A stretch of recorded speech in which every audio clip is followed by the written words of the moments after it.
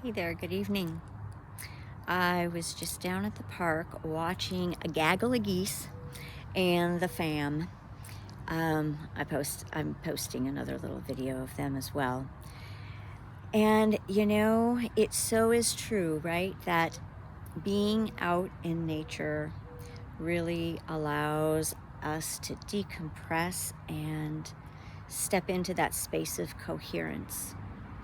When I look back at how many years I've been actively working to stabilize coherence, stabilize peace, stabilize that groundedness, that settledness, the um, the slow, the slow-mo living, um, and the ebbs and flows. Have you ever noticed that no matter how hard you try, no matter how much we want to feel relaxed and feel at peace and that zen feeling when we leave meditation or a yoga class or whatever it is that we do, and yet maintaining it is the challenge, right? We can get there, but the maintaining it is that edge that always seems really elusive. So over the last 2 years in particular, I've been really navigating the subtleties of that from the perspective of embodiment, not just the nervous system like I've talked about, and not just trying to do less, right? It's like, I want to be more present. And so how do I do that? And how do I harness the distractions and the monkey mind and the stories? And what I have definitely found is that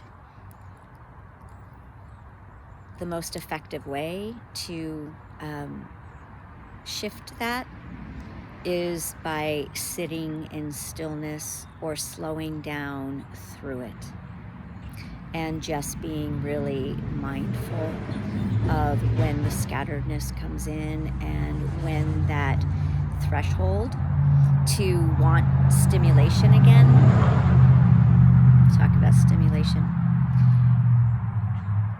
What I've recognized is that we want a certain state, and yet at the same time, it requires a level of being able to hold that frequency and increase the capacity for peace, the capacity for stillness, increasing our threshold to be able to contain our energy in a way that allows it to rebalance without trying to feel comfortable sometimes, or without giving way to that impulse to get up and move or that need to distract. But we're not even really aware of it oftentimes, that that's what's happening. So as I'm moving more deeply into the sweet simplicity and slow life living through the art of sacred embodiment, we're focusing a lot more on the mastery levels of, I know I want peace, but how do I really choose it? And how do we choose it over the habitual programmed levels of distraction and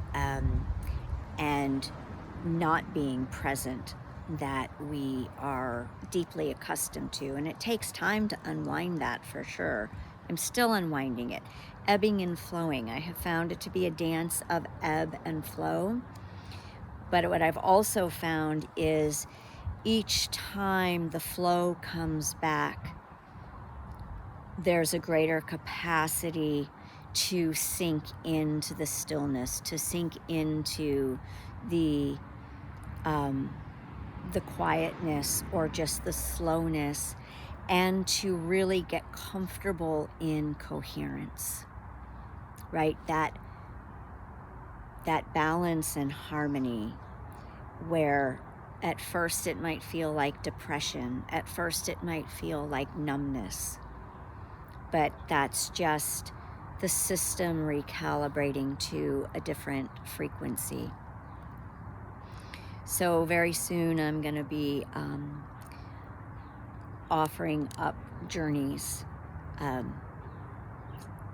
12-week journeys, to really assist in getting into this new earth way of living, and new earth, heaven on earth, or just slow living, whatever you like to call it, way of finding how does it work in everybody's individual life, right? At whatever stage or phase of life that we're in, and the demands of that life.